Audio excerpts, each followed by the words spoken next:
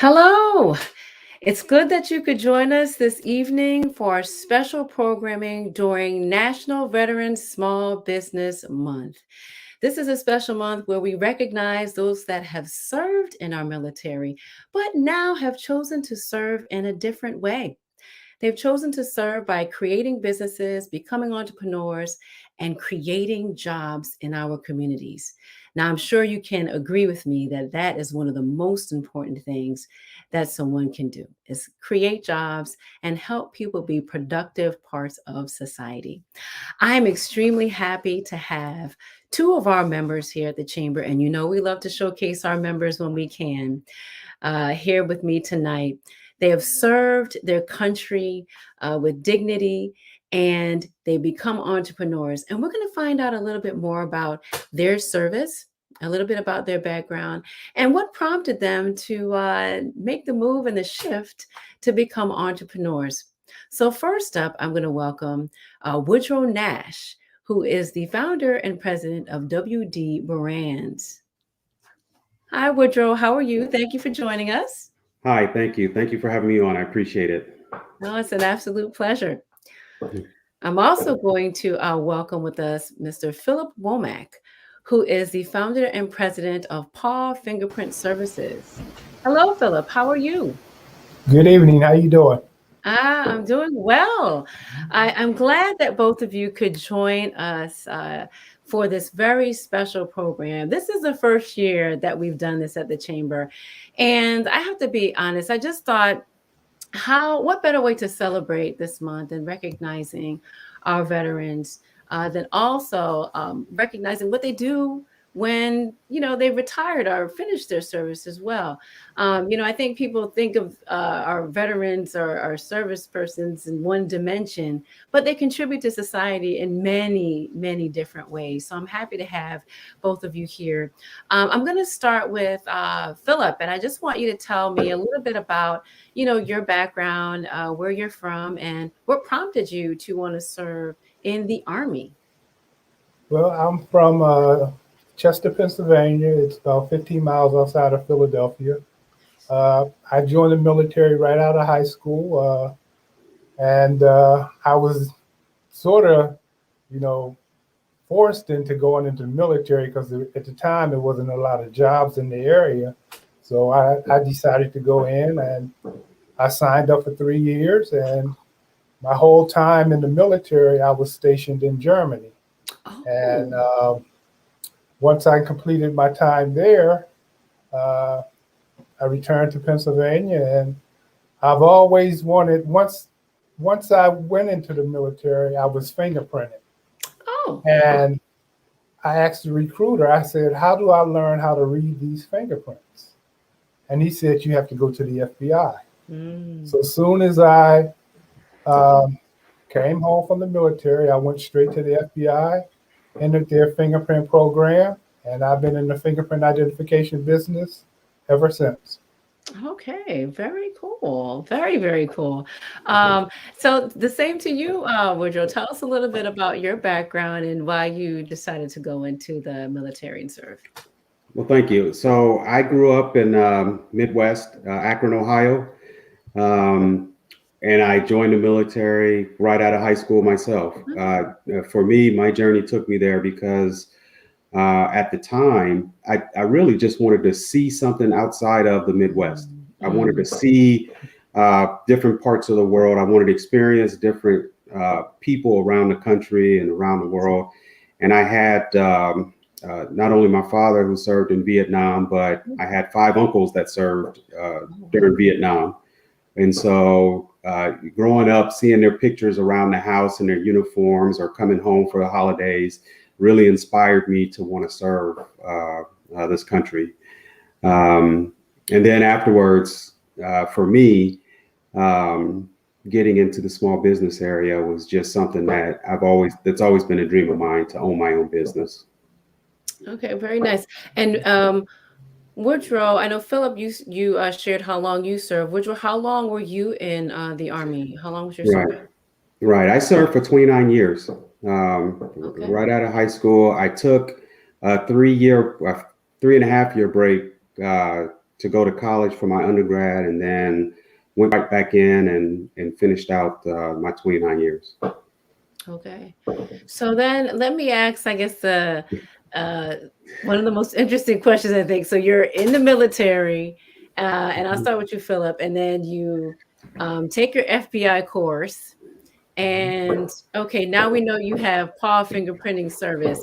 So take us, on that journey from, you taking that FBI course and then you having your own business. What does that journey look like? Well, I started out at the FBI in 1977, and I Okay. stayed there until 1981 when I moved to Florida and accepted a job with Miami-Dade Police Department. Okay. And I was with Miami-Dade Police Department for 27 years. And then Miami Beach Police Department hired me as a consultant, and I'm still there as a consultant. And I also worked with the City of Miami as a consultant as well in their fingerprint lab. So total of 45 years of experience in the fingerprint identification business. And I'm still at it. I started Paul Fingerprint Services in 2015. I've always wanted to start my own business in Okay. fingerprints, because I also do fingerprint comparison work for private attorneys who need individuals, positively identified. So I've always wanted to start my business, but working with 4 different law enforcement agencies, helped me, decide, yes, this is what I want to do after I either retire or whatever. But it's always been my idea, my plan. I did my research, Okay. talked to different vendors on purchasing equipment, I like that. and that's how I started.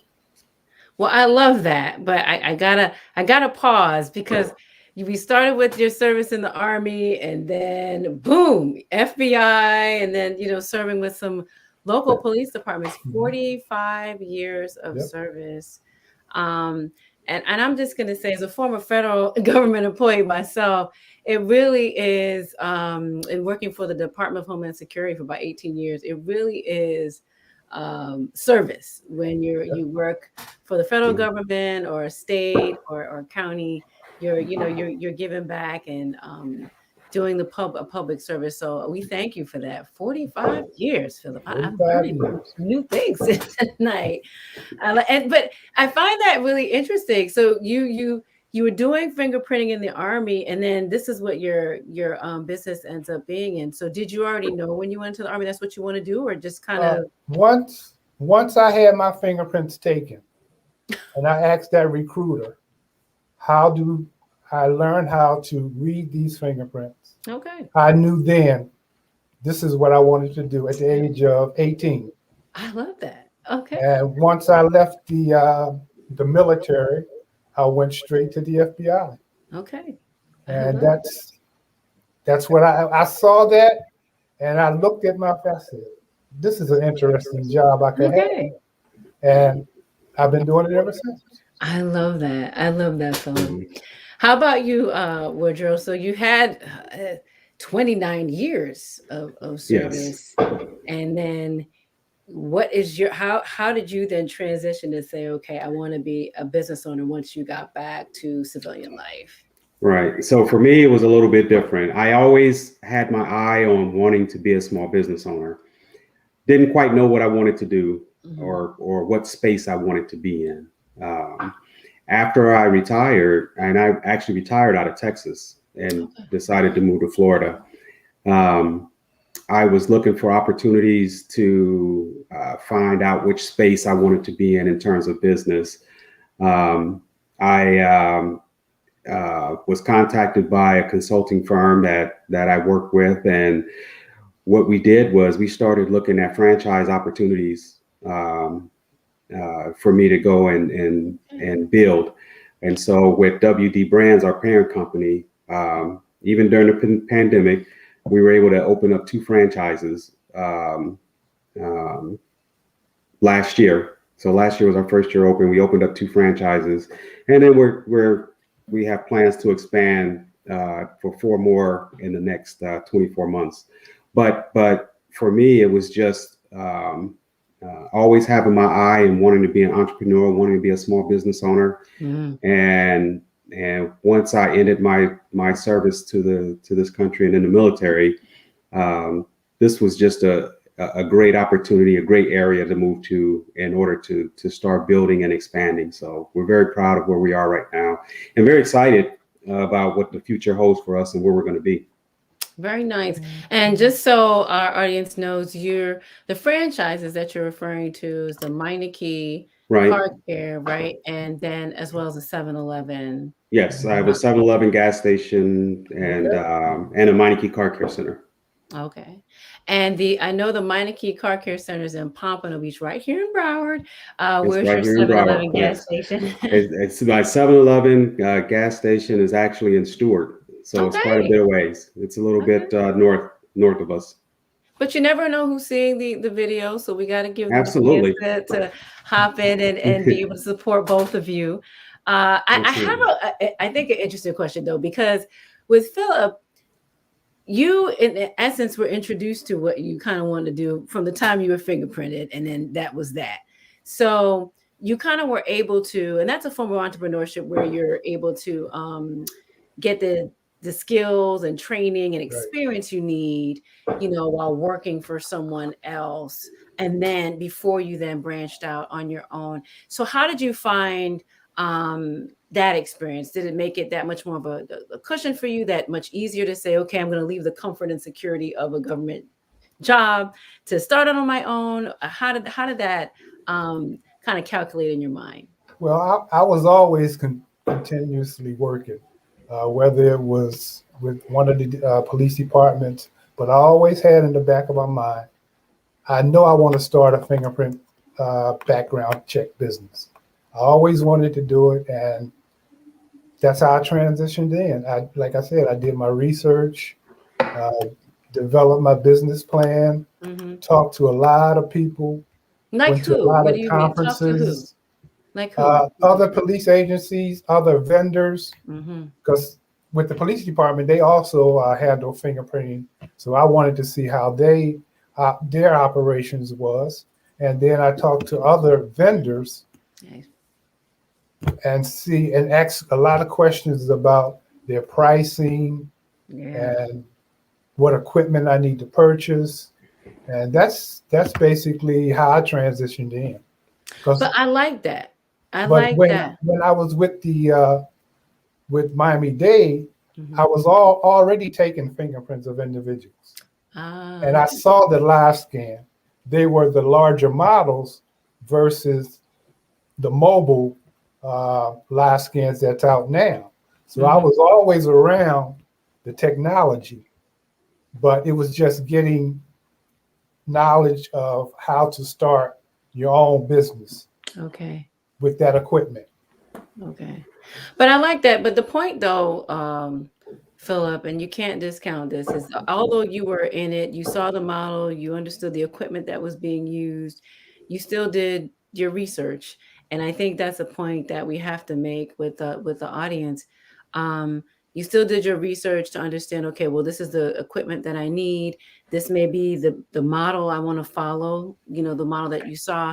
But also, you knew that on the outside, you'd be the vendor trying to get the business. So you were like, well, let me talk to these vendors to understand something that we talk to our small business owners about a lot, that do government contracting, pricing, obviously having that business plan in place, and then understanding how to present and do RFPs, et cetera. So you get to become the consultant that, consulting contracts that you have with some of these other agencies.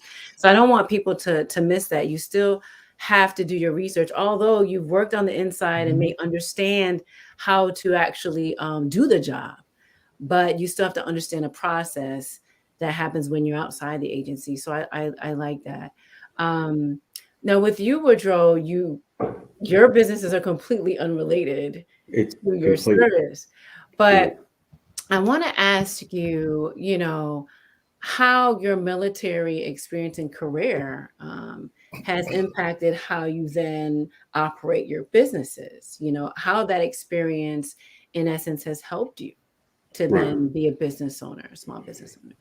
Right. So in the military, we talk a great deal about leadership and what that means, and we're put in and given opportunities to lead, which is really, the definition being the ability to inspire and influence individuals.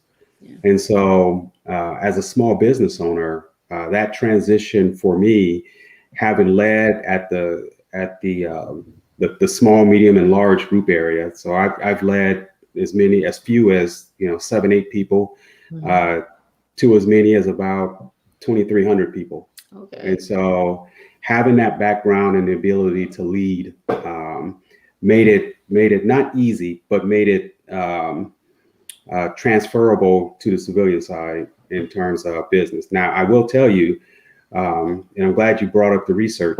I researched for about 2.5 years. Okay. Before settling on franchises, and then the particular franchises that I decided to go with. But it took a lot of research and a lot of just calling companies and interviewing franchises. And the way that I approached it was, I'm a commodity. I myself am a commodity. And so I was interviewing these franchises as well as they were interviewing me. Yep. And I took sort of that mindset into this business operation. And then at the end of the day, some of the gaps that I had to fill in with talking to folks and that were in position and finding mentors that have been there and that understood that, you need capital, collateral, and credit just to begin to even think about a business. Right. And so once I was able to educate myself and on the civilian side, I thought the transition for me, it was at least as smooth as it could be. Okay. No, I like that. I'm glad you brought that up again too. I mean, because that's critical. I think sometimes when people think about starting businesses, it's just like, oh, I have a talent. I can cook. I can do X, Y, Z. And that's great, but you have to do the research. You have to put in the work beforehand, because if Yes. you don't do it, then you can really set yourself up for failure. So I thank you guys for helping me like push home and press home that point, that you can't shortcut the research necessary if you plan to have a successful You business. have to research. You have to research. And Mhm. I looked at I don't know how many vendors and decided which one was best for my operation. But I mean, it's so many vendors out there that can provide you with all the help you need. But you also need to, look at the cost of their equipment versus all the others. And but the research is definitely important. Mhm. Well, so we've talked about research, but if you can think of another, if you will, piece of advice to someone who served in the military and is looking to make that transition to becoming an entrepreneur and a job creator, what nuggets or a piece of advice do you think you give them based on your experience and your journey in making that transition? I can go ahead and start with you, Woodrow. Go ahead. And so touching on the research is key, and we've talked about that, but I can't underscore enough the 3 C's that I brought up previously. You've got to secure, or at least have access to capital. You have to work on your credit. And then some type of collateral that you bring to the table, because as you pointed out, you can have an amazing idea, but you have to get it to market, and you have to get it to a market in such a way that you have the capacity to bring in the type of volume that you want to bring in. Because if you don't have that, then it's going to be very difficult for you starting off those first couple of years. And then the last point that I'll make on that, and it ties back to your research. Your research doesn't stop after you get your business. Exactly. I'm constantly doing research, every day to try and get into a better space to provide for my customer base. So the research is going to be continuous from the time that you open up the doors from the business until whatever transition plan you set for yourself in the future. What a wonderful way to kind of encapsulate that point. It doesn't stop. You're constantly learning in life and definitely as a business owner. Go ahead, Philip, if you have any gems or advice you would give to, veteran, coming to the end of their service and they say, oh, should I become an entrepreneur? What considerations should I be thinking about? I mean, if you have that dream, just stick with it. Don't let anyone guide you off course or anything like that, and just go for it. That's all I can say. And I mean, everything is out there is open. And if you have that dream that you want to be an entrepreneur, just stick with that dream. Don't let anyone take you off course, and do your research. And that's like Woodrow said, capital, you got to work on your credit, all that good stuff. You won't have any problems if you stick with those goals. Okay. And just so we understand the depth and breadth of what you do in Paul Fingerprint Services, go ahead and kind of break that down for us, Philip. Well, we provide fingerprint background checks to individuals seeking employment or becoming a licensed professional. Once we take your fingerprints, they are submitted directly to FDLE and the FBI for a fingerprint search. It normally takes 24 to 72 hours for them to complete that fingerprint search. Then they send the results of that search to your agency. And then your agency will contact you and let you know whether or not you're a licensed professional now or you gain employment. Okay. I love it. And for you, Woodrow, I know that you've kind of taken on an additional responsibility with how you run your business and, and where you want to place your businesses and how you want to employ and how you want to include, the community. So if you can share that with our audience, that would be wonderful. Absolutely. What was very important, really, especially for the mining key, is the location. I wanted to be in a community where I can provide this service to an area that wouldn't necessarily have this capability in it. And so some of the things that we've been able to do as far as our community outreach program is to provide classes on how to take care of your vehicle so that they can last longer. We've been able to donate at various times during the year, whether it's at the start of school. We're getting ready for our Thanksgiving drive right now. For Veterans Day, we're doing free oil changes for veterans. So it's important for us that we be as part of the fabric of the community and embed ourselves within the community so that we can provide opportunities. And I might add, three of my mechanics actually live in the community of which they serve. So I was able to hire them away from other shops, but them being able to serve the community too, work in the community where they live, is really a wonderful added bonus for us because they know the people that we serve, and that's such a wonderful feeling for them and for us. Yeah, and I know when we were talking, when you first joined the chamber, you talked about making sure you're hiring from the neighborhood, and creating jobs in areas where, jobs aren't typically created, that are good paying jobs anyway. And so I just wanted you to mention that because I love that. Obviously, you're a businessman and, you're there to run your business successfully and for profit, but you have made a point to look back into the community and say, well, how can I help otherwise? And so thank you for sharing. Thank you for sharing, Woodrow. Yes. So I want to thank both of you for joining us tonight in our special programming. This was wonderful. I Absolutely. learned so much about both of you, so much more about both of you. And I just want to, as we close, thank you both for your service. Woodrow, having served in the Army for, you said 29 years. 29 years. years.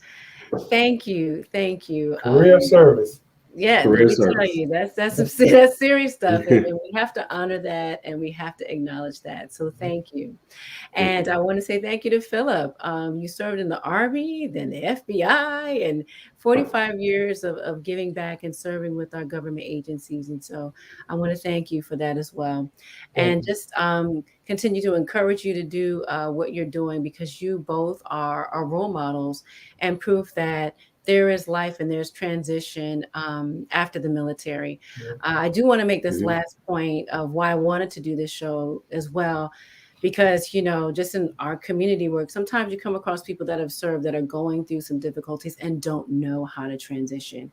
And so I wanted to make a point of having this show during this special month to show that, it's demonstrated you can transition. Yes. There's life after the military for you. And here are two great examples of that. So, so thank you both. Thank you both for coming. Thank you. I appreciate it. I had a great time. All right. Thank you. Have a great night. Thank you. I appreciate it. Thank you. I hope you've enjoyed our program thus far. And I do mean what I said. I love showcasing our members. They're doing some amazing things, running some well-oiled machines called businesses, but also making sure that they're employing and creating jobs in our community. And we have to applaud and acknowledge and recognize that. And during this special month, I'm just extremely happy that we could showcase Woodrow and Phillip. I'm going to transition into welcoming back one of the friends of the chamber that you all have seen in some of our other programs, Althea Harris Esquire. She's with the SBA, and she often comes on to share some tidbits and nuggets about the SBA programs. And this month, she will be sharing some of the programs that help veterans through the SBA. So we're extremely happy to welcome back our friend, Althea A. Harris Esquire. You got to unmute, darling. Oh, man. Hey, friend. How are you? Hey, how are you? How are you? I'm well. I'm so glad to be here. And wow, how about those two fellas? Yeah. Let me tell you, when they came on, I love my members. I love all my members. And, any chance I get, I want to showcase them and their businesses. And so this was wonderful. And well, go ahead. They're a testament to the power of small businesses, right? Yeah. And the entrepreneurial fire. Yeah. And this is why, I, like them, can serve in the federal government for so long. They got me beat. I'm only at 28 years, but I'm nipping at Mr. Nash's heels for sure. Come January, I'll start my 29th year, but of serving small businesses. But they're an exciting group of people, who make something out of nothing. Friend. That's huge. No, it's true. It's true. And I think the point of it all, when people give, lip service to, we have to support our vets. I think we have to be honest and say, well, look, here are the services, here are the opportunities, and here are the examples, because, sometimes people need to see the examples to say, oh, well, yeah, maybe I do have the courage to go ahead and start that business. I see another veteran doing that. And, at the chamber, we want to be able to present those opportunities. And I know at the SBA, you all have programs, we were talking about research earlier. So I like to put stuff out there so people know about the opportunities. And I'm telling you out there, I found this program for veterans who want to go into like construction, and they literally let them, I guess it's a lease, but then they get to own these huge pieces of construction equipment that will cost millions of dollars, but they're able to have access to utilize it for their businesses because they're veterans. We have what program is that? Huh? What program is that? I'm Do gonna tell. send you the link. I posted it on the on our website, on our Facebook page and our social media because I was like, wow. And that is what kind of prompted me to do this whole thing this month because I was like, I'm finding these programs and I'm like, this is awesome. People need Oh to know yeah. about the Boots to Business program Yep. that you all Yep. have. So these are things Yep. that our veterans need to know about. Indeed. And I'm glad that, I have the opportunity to talk about it because one thing we know at SBA is that veterans index very high for success in business. Okay. And, when I started thinking about that, I'm like, yeah, why is that true? Yeah. Well, they are highly trained. Mm-hmm. They are clearly courageous, right? Yeah. They put their lives on the line while they're in the service. They know how to follow instructions, Yeah. right? For sure. They know how to give instructions, Yeah. right? And they are, what's a wonderful word I can think of? They're unstoppable, right? So if you're in the military and they say, we're going to go take that hill, guess what they're about to go do? Right. Take that hill. Very determined group of people. Yeah.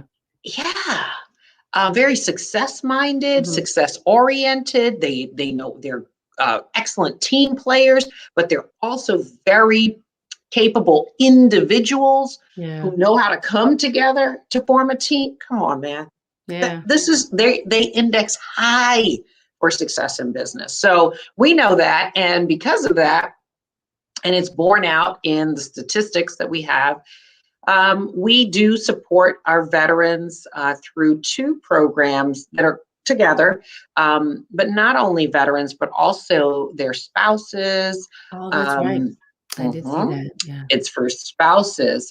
It's also for active duty transitioning out. That's our Boots to Business curriculum. So we want them to go from the military into business. And so that's our Boots to Business curriculum. And then Reboot for those who have already transitioned out, their spouses, even, their widows and widowers can participate in our Reboot program. And it is a multi-module training that covers soup to nuts. How do you start a business from ideation to implementation, and even how do you finance your enterprise? And so we do that in conjunction with the Veteran Business Opportunity Center here in Florida. It's out of North Florida in the Panhandle. The city is escaping me at the moment, but we work collectively with the VBOX to put on that. Of course, because of the pandemic, we transitioned from in-person events for Boots to Business on the bases to virtual events, but we are back to doing. Did you see that in the chat? Mr. Nash went through Boots to Business. Oh, how cool. Awesome. Okay. That's awesome. That's awesome. Nice. Yeah. And the VBOC has lots of success stories of veterans who go through the program and come out the other end with successful businesses.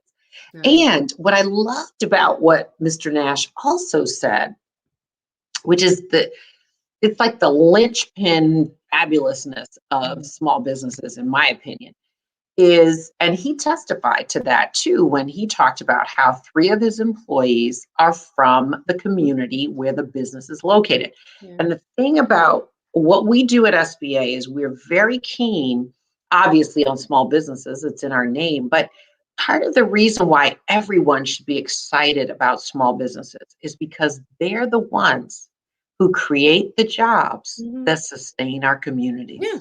Period. Wherever you don't see business, you don't see growth. Wherever you see businesses, you see viable communities that are, on upward trajectories. And so that's why it's, again, so important that if you are listening to this and you have a business idea, come and access SBA, find out about all of our resources, which I'm going to talk some more about. All of the resources that we have that can help you start your business, grow your business. So there are four pillars that SBA stands on, right? The four things that really make up our core activities. One of them is access to capital. And your panel before talked about the importance of having access to capital, being ready to access that capital by, having your credit in place, having collateral in place. Being able to cash flow your deal is going to be really important. Understanding your capacity. So we provide access to capital in the form of loan guarantees. So the business owner would go to a bank they want to do business with. That bank would come to us if they want a guarantee. So the federal government will step in and be a guarantor on the loan for that business owner. But we also have microloans as well with the SBA. Then the second thing we do is we provide access to the federal marketplace, which is an $800 billion annual marketplace. And there are goals associated with making sure that veterans and service-disabled veterans have access to the federal contracting arena.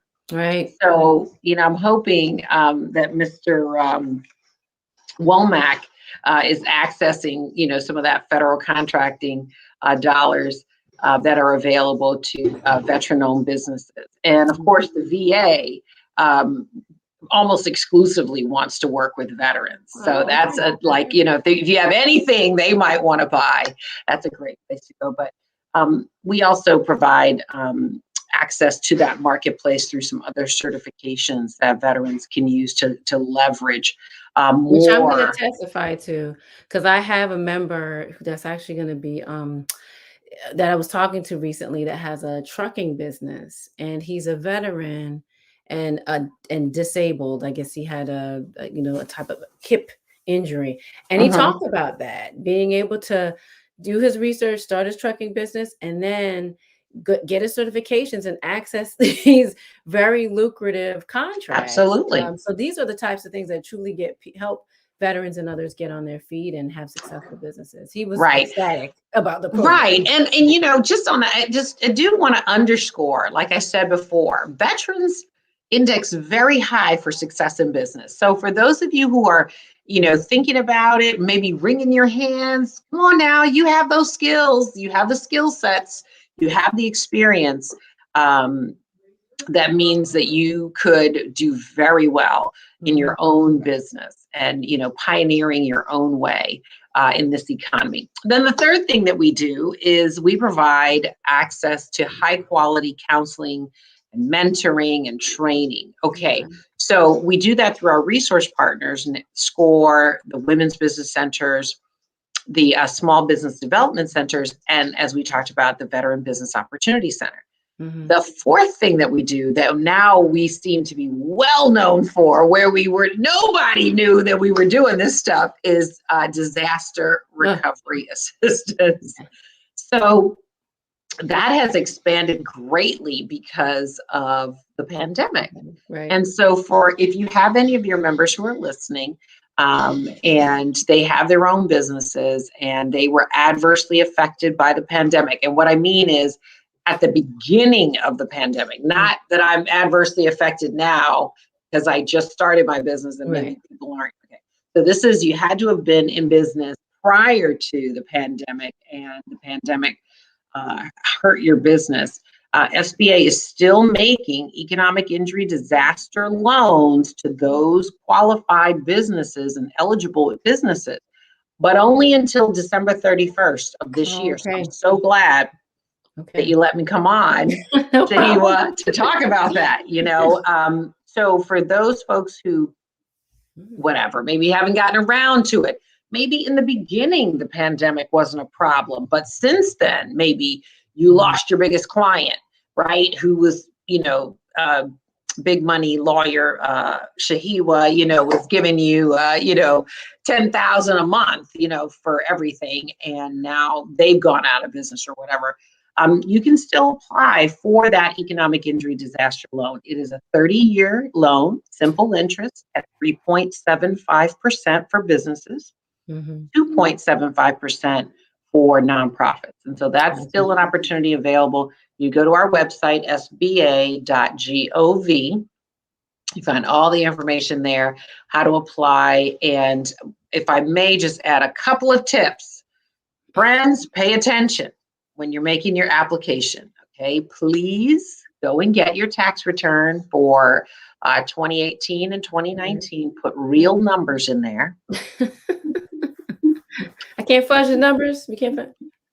Well, you certainly can do whatever you want. You just may not get a loan. There you go.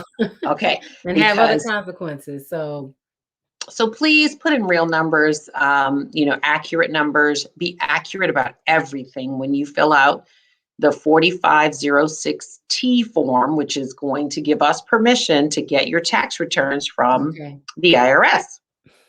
If it doesn't match perfectly, the Internal Revenue Service kicks back our request for your tax returns and say, we didn't find anything. Now, it could be the difference in your zip code. Your zip code is 33130, and you accidentally hit 33120. They're not going to get, and you know what's going to happen? We're going to take a couple of weeks to let you know we didn't get anything. They say you're not a real business, and you have to go through all these hoops to get reconsidered. So please do get your tax returns, put in the right numbers, put everything accurately when you sign. If you're an LLC, don't say you're not. If you do a 1040 Schedule C, don't put that you're an 1120S or vice versa. It's really important.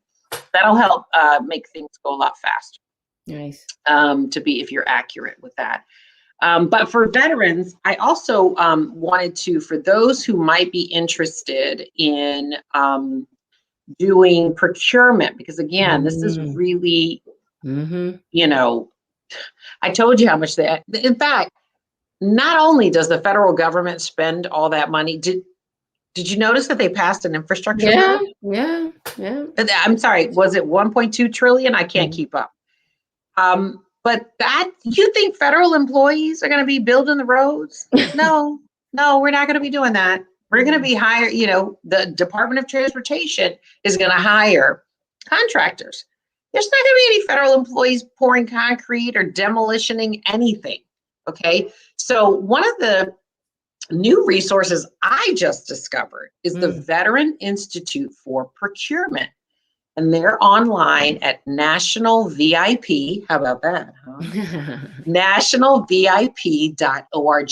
And they offer free, high quality training to veterans to help them really improve their ability to access contracts. Nice. And there's no no cost for the training. They give you data-driven trainings. They say they have proven results. They offer mentorships. Okay. So that is a new resource that was, or rather new to me, that I wanted to share. And then, of course, as I mentioned, all of our suite of resource partners, SCORE, the Small Business Development Centers, the Women's Business Centers, and then even within the Small Business Development Centers are the Procurement Technical Assistance Centers. And those business consultants are specifically geared to helping you prime your business for government contracts, whether federal, state, or local. So there's a lot of opportunity out here for veterans who are, about their business. And I love it. Before we run out of time, I just want to hammer the nail that y'all already beat. We beat that horse one more time about doing research. Yeah. That's the ticket right there. It's not enough to want to be an entrepreneur. You've got to, carve out a sector for yourself and see, can that industry support another player? Right. And all of you be able to eat. But there's a whole lot of opportunity out here for veterans, and National Veteran Small Business Week was last week, but we're dragging it out. We're dragging it out to celebrate veterans who are in business and making it happen for their communities.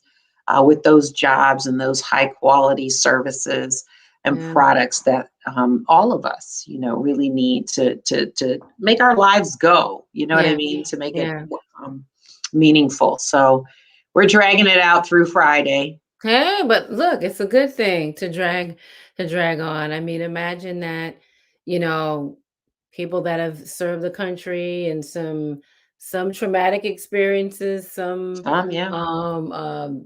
very serious conditions, but they're able to come back and transition to, civilian life and create businesses that continue to give back. I'm gonna have to talk to Woodrow about that Boots to Business program. We gotta get him on so he can talk on the record about that.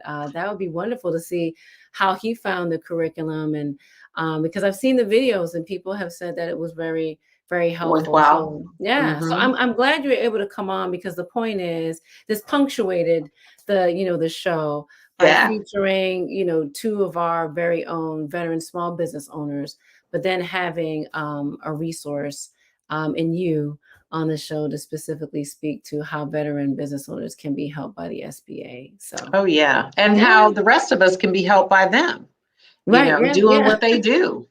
Yeah. And, some of them have very specialized skills. There's a really successful company in the Tampa area. Okay. It's loaded with special forces guys doing special forces neat stuff, but for government on the civilian side, like in terms of training, and like police officer training for, and they do, what else they do, which is really neat. Like, when you have a big emergency in a city, and you need to, and the first responders need training on how to respond. They conduct that training with lots of people and pretending to be heard, and training those first responders to get in there and be problem solvers. So it's really stuff. They have a lot of skills. Serious skills that local governments will pay for. So and whatever you did in the military, it's you can sell that knowledge and experience to others. So I don't want anybody who has served to think that they don't have anything to offer. You certainly do. So I like that. I like that. That's a perfect way to end this. Like there's value there. You're valued. So, you're valued because of your service and valued because of what you can give back afterwards as a business owner. So I love that. That's right. Love that. Whether it be for government or it's in corporate side. Yeah. So So thank you so much, Althea, for joining us. Thank you, Fran. I'm so glad you let me come on. Thank you. No, it's always a pleasure. I'm extremely happy to have had such wonderful guests tonight at the Chamber. We really want to make sure that we're providing you with information that you can use, and also introducing you to individuals that are living successfully, kind of sharing their journey in the hopes that it will encourage you to do what you need to do. And this is a special message to the veterans, just as Althea and I were talking. There's value in your service, and there's value after your service.